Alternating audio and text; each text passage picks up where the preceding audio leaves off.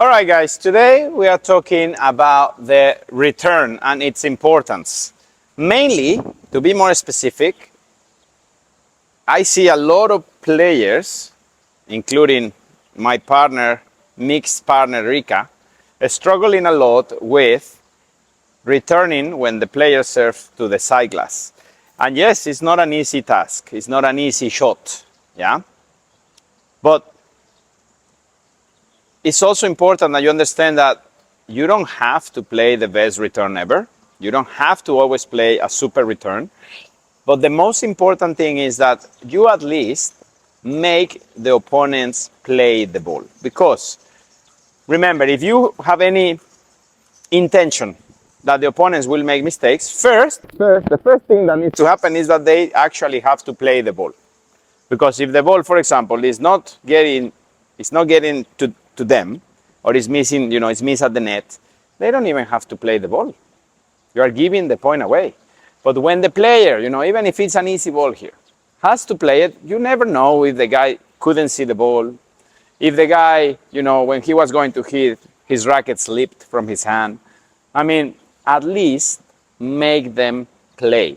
That's one of the phrases I use the most when I play with someone. I say, hey, make them play. Make them play.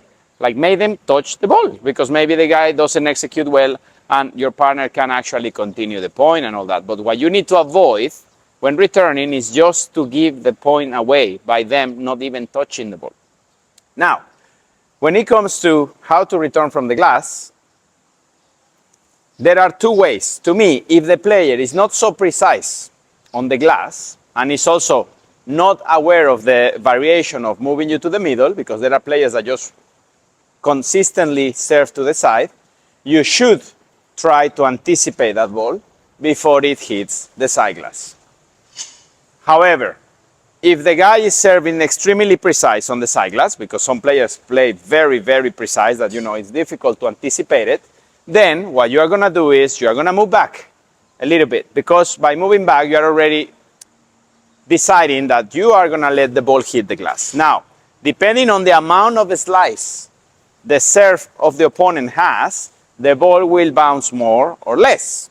Now, apply the knowledge that if the serve is going in the direction that is bouncing or hitting the side glass on the first panel, it's okay that you use the wall, yeah? You pivot, you move back, and you hit. Remember that the ball is going to bounce down, so when you pivot, the racket needs to be quite low, and also the ball is not going to open that much because it's not coming with a flat motion or with topspin. It's coming with a slice.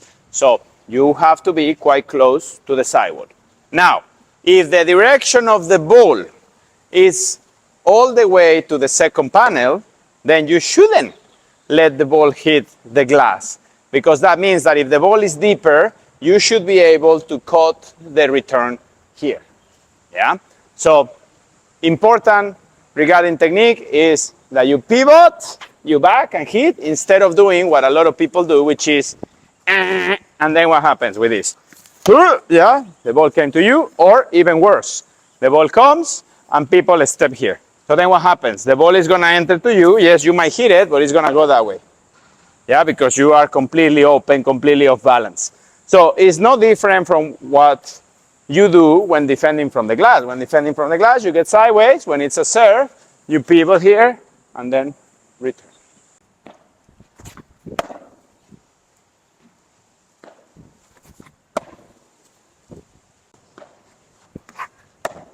So what you can think when returning, remember, if you anticipate the ball, you should return to the player that you served, because it's the player moving from the back.